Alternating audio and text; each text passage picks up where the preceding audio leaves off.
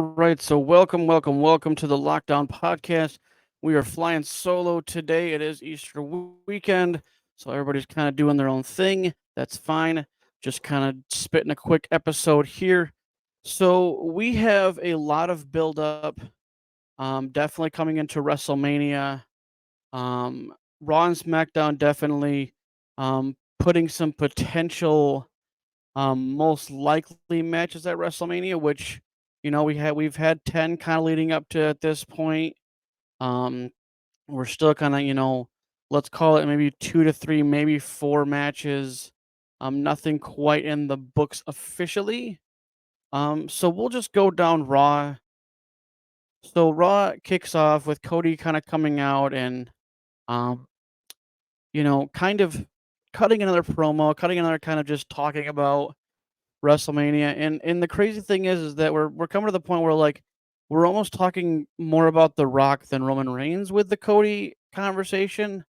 Um, so Cody's cut, he's talking, and then Rock comes out, um, doesn't really say anything. They just kinda meet eye to eye, Rock whispers something to him, and then goes. Um, so really just, kind of an unknown at that point. So now you have after following that, you have a Judgment Day just kind of talking, doing the normal Judgment Day kind of handling the business as they put it. And talking about JD McDonough kind of dealing with the Ricochet problem because Ricochet up till tonight was or up to Monday night was obviously 2-0 versus the Judgment Day. So, they're like, okay, let's handle it, right? So, JD McDonough and Ricochet fight. Great match. We kind of gathered that there was going to be outside interference from Dominic, which happened, but ended up getting booted from the ringside. And by the time he even got to the ramp, Ricochet picks up the win with a astonishing, amazing highlight of the night shooting star press while JD McDonough was standing up. It's amazing. Ricochet is legitimately the highlight reel, 100%. Um, so Ricochet picks up the win for that. Um, Now you have CM Punk come out. Um, I'm not sure really. I mean, I know because it's in Chicago, so obviously he's gonna be there and he's gonna kind of talk about whatever. Interrupted by Drew McIntyre, and not long after Seth comes out. Um, and so now you kind of have all three of them out there. Drew kind of sitting by the commentators area. Seth comes out, basically talking, about he doesn't really care, much for CM Punk. There's kind of lingering conversation, and again, we won't even really know, because WrestleMania, is this coming weekend because we are recording on the 31st. I guess I'm recording on the 31st, but so possible some involvement and possibly whether it's just commentating. I don't think a referee. I think they're gonna still have a normal referee for the match. I would say CM Punk would probably be just commentating honestly on this match. Um, so we kind of get through that segment, and so now you have what I like to call another stupid Shinsuke Nakamura segment. He continues to have these little things in the back room, in red, and talking in his native language, and he just basically creates feuds out of thin air, which I feel like the theatrics of those promos are just kind of dumb because it's just kind of like out of nowhere. He's like, okay, yeah, I'm gonna, talk about this guy or whatever, and I can't even remember the last time he actually won one of these feud matches that he's been creating. Um, so I just it's just kind of played out. Um, So now next in the card you have Ivy Nile versus Candice LeRae. Um, just from the last couple weeks, you're starting to see kind of a darker, more methodical side, a dark side of Candice. I like it. I kind of, she kind of came to the main roster and just kind of was kind of plateau, kind of jobber status. I like the new bad girl side. Kinda looking forward to see where that goes just because she's with Indy Hartwell, who's definitely, very much so a face, not really any heel possibility, but, we could change week to week. Who knows? Um, and so now we go to the back, and I love the fact that they're having more interviews in the back, just kind of, even if there's like a 5-10 minute little spiel, kind of gives more build to, matches, that night or in the future. So DIY and New Day are basically kind of talking about the whole WrestleMania stuff, and you know, DIY shooting the shot at them. New Day is kind of shooting the shot back. Um, and then Awesome Truth shows up, and our Truth definitely the funniest guy in WWE, hand over fist. And so you know, just kind of the goofiness of our Truth just kind of gives a little humor to the show. So now New Day and DIY face off. Um, and good match. Nothing, nothing too crazy, but of course, Judgment Day interrupts. I mean, if we don't have interruptions in at least twice in a show, we're not surprised. Um, and so now you have basically a couple of the tag teams basically just kind of duking it out with DIY, Judgment Day, um, and Awesome Truth gets involved. Um, yeah, I mean, so it's kind of giving a continued like build towards the big match. Yeah.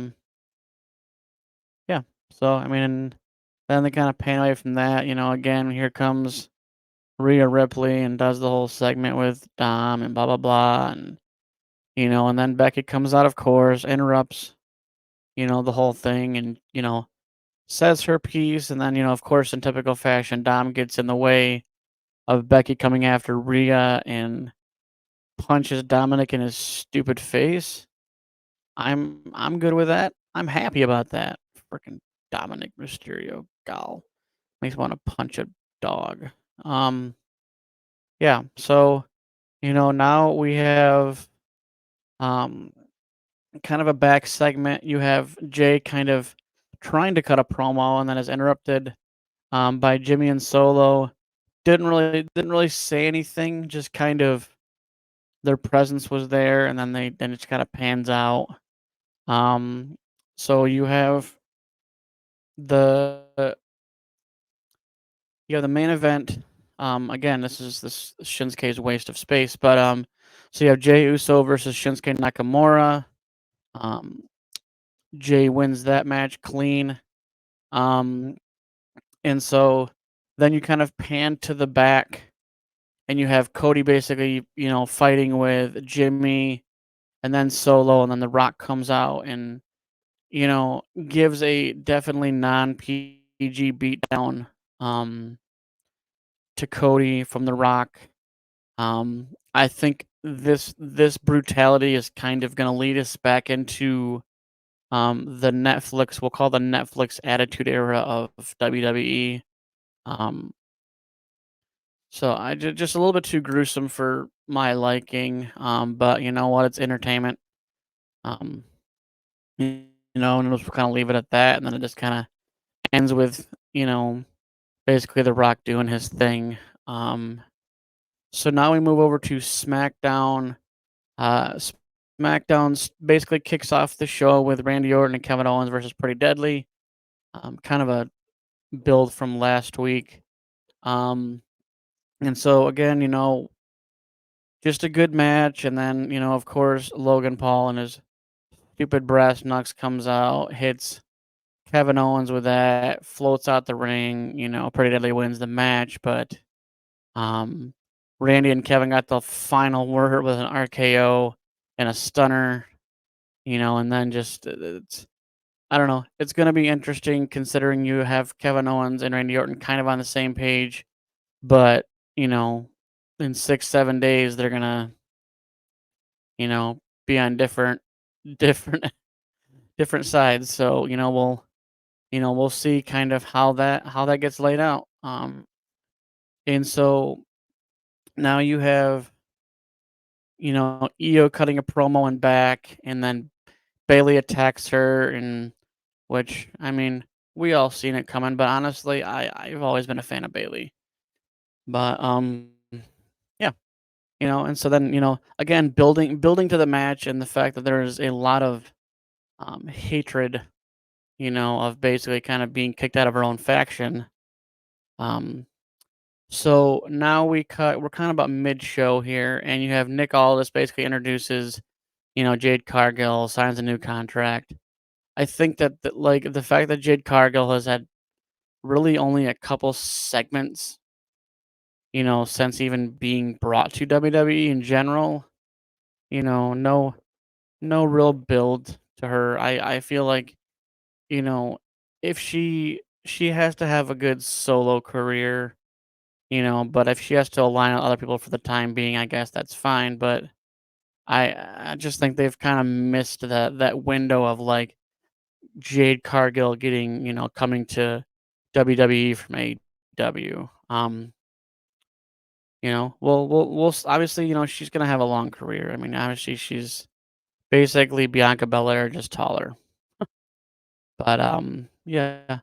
So now you have, we're kind of narrowing down here, last two matches, to basically fill the last two slots of the six pack ladder match tag team at WrestleMania. You have A Town Down versus Street Profits. A Town A Town Down wins with a distraction from the Final Testament, you know, and yeah, I mean, no real surprise, maybe, with given that, okay, so you have Street Profits and Bobby Lashley, and you have the Final Testament, which, you know, man, this is another match that could happen. We're all playing hypothetical at this, but yeah. So now you have, Legato coming out basically, um, talking and basically brings out Dom to kind of, hey, thanks for, all your input, and oh yeah, you were right, and blah blah blah. So obviously LWO is gonna come out, and here comes, LWO, yeah, LWO with Rey Mysterio. Um, and basically, Ray just basically be like, dude, I thought I was done with you, Dom. Guess not. So Ray challenge is Santos Escobar and Dominic Mysterio to a match, and they're like, to a partner of my choosing. And then and then he's, Dominic kind of goes back and forth with, oh yeah, who are you gonna have, blah blah blah.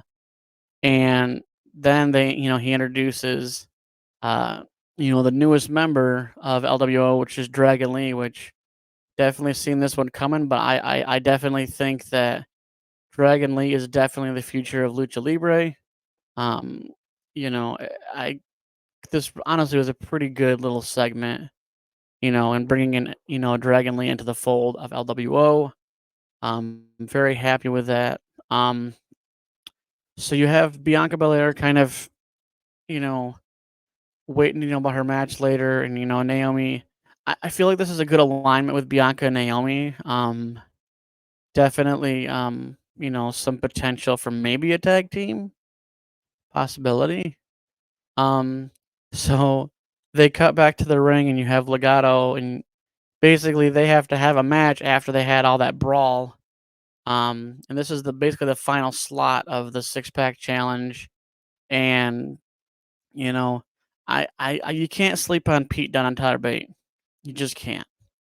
Too quick, too strategic, just two great technicians.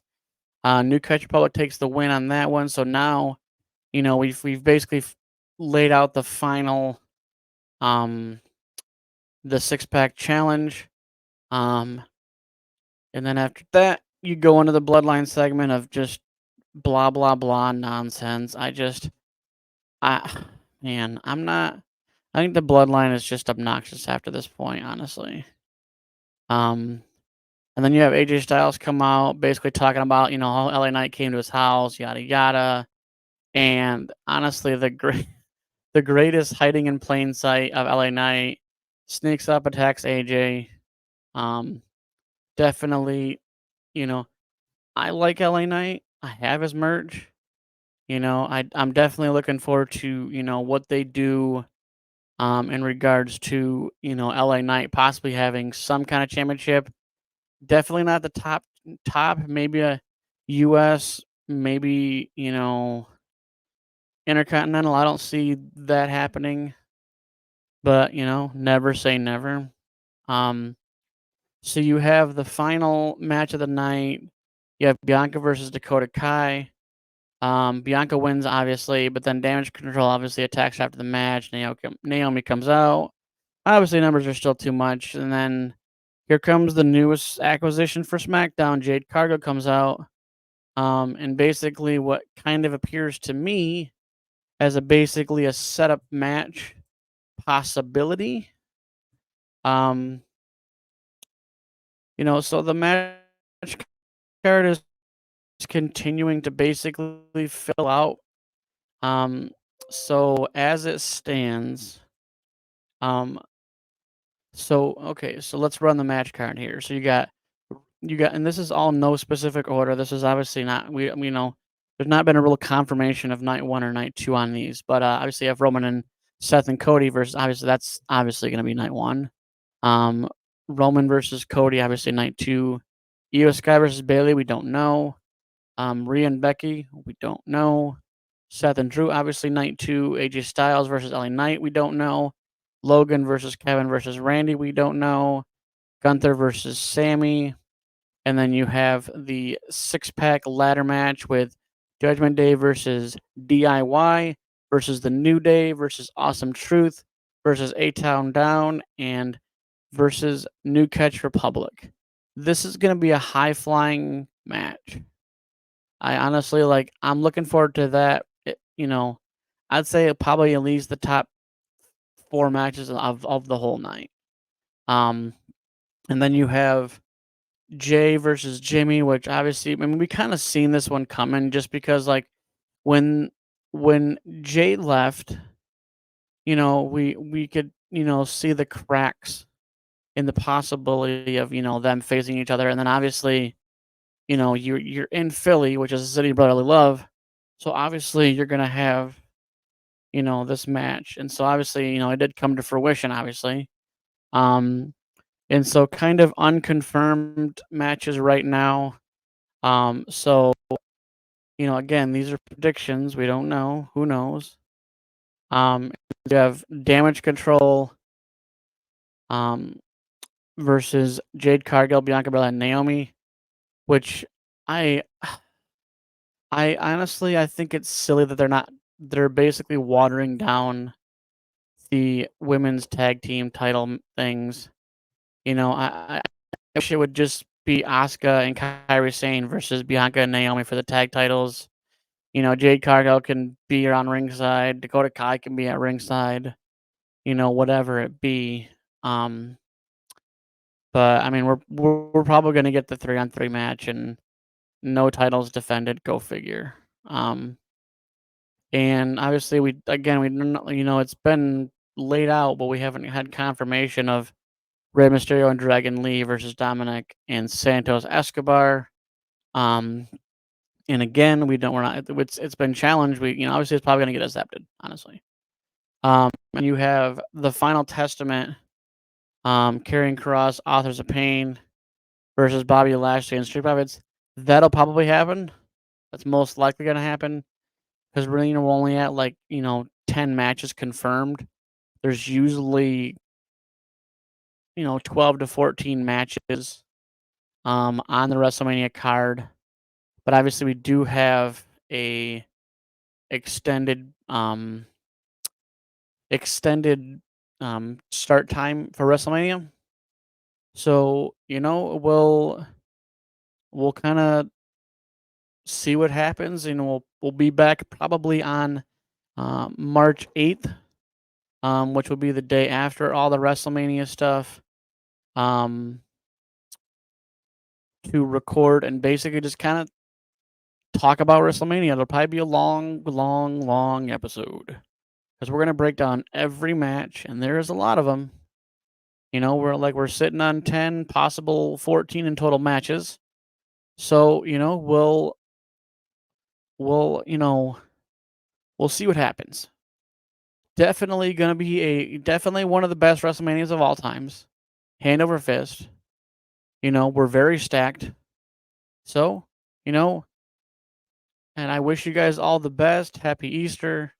And I hope you guys enjoy WrestleMania, and we will break it down next week. Peace.